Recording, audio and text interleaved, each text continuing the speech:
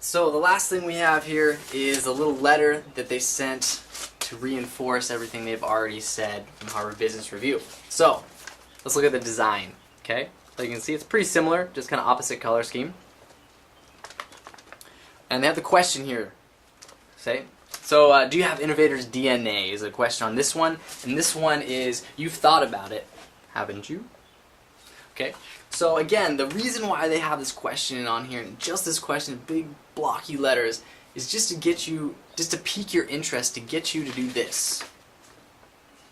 Okay, that's all they want. That's all they want, just to pique your interest. They're kind of getting at that core of who you are, your self-concept. You've thought about it, haven't you? Like, oh yeah, I've thought about it. Of course I have. Or no, I haven't. I don't know. I'm gonna open it. Okay, that's what they want.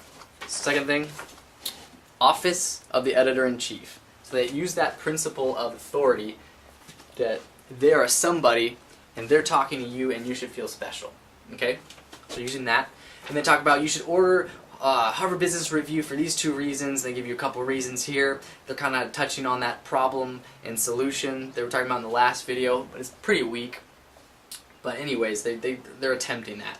Then they have most of their text in here is not very good, in all honesty. It's pretty weak. But they did do something right here that I think we can all benefit from, and they say namely ... and then they make you keep reading. So you're reading here and it doesn't finish the thought, and so it just gives you a ... and makes you read the next paragraph. And it's right in the middle here, so they're like, oh, why not? I just read the whole thing. So if you have a lot of text, try to cut it out, but if you can't, keep your readers engaged by having that little ... in there to keep them reading. So do that, that's good. And they talk about finally explain the special offer that they have. And they alluded to it a lot in the letter and all their different publications, this special offer that they have, you 5 free issues, whatever. Here's what it is. It's just the cover price is, this much money, and this is what you pay for the subscription. So you save money. It's equal to, it's like you're saving 5 issues worth of money. So it's not really, you're not really getting anything extra. Everyone knows you buy something at the grocery store, it's more expensive than if you just subscribe to it. So it's really, man, it was like very dishonest. It was like taking 2 steps forward and 1 step back almost. If you're gonna tell someone, I've got a great offer, you're gonna love it, it's huge, you better deliver. If you don't, then you're digging yourself a big hole. Okay, so I would have rather they just not even had this offer at all. I would have had a lot more respect, because I lost quite a bit of respect for them because of this offer that wasn't very good.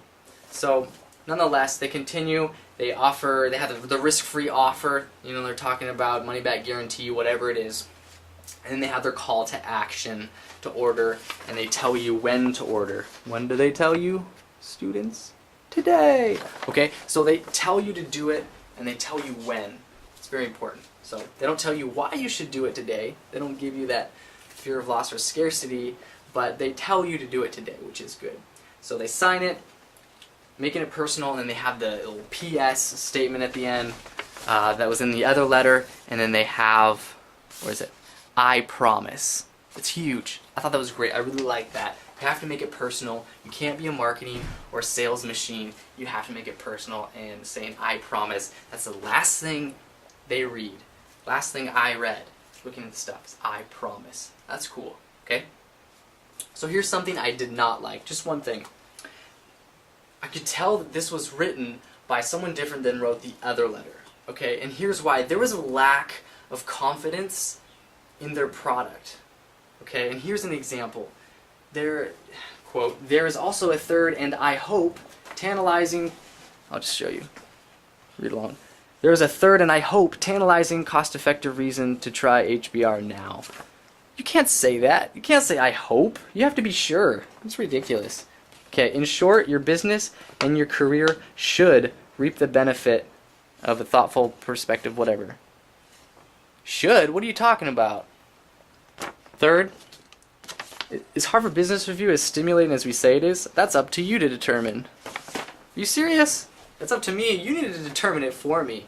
All these other things are, front cover, outside. You're telling me how to think and be, and then all of a sudden at the end, you're giving me the option. It should benefit, it should help you. We're not really sure. I don't know. Just a guess. It's like, dude, if you're the editor-in-chief, you need to be rock solid with your product. Otherwise, no one's going to believe you. Okay? So that's something that was really, it's like, dude, they could work on. But all in all, they did a great job. Okay, sorry. But all in all, they really did a great job, learned a lot. And you guys really need to take these into account and use them in your marketing and your life, because that's what I'm going to be doing as well. So, that's this thing. I'm going to talk about one thing, wrap everything up with this marketing campaign. So, check that out.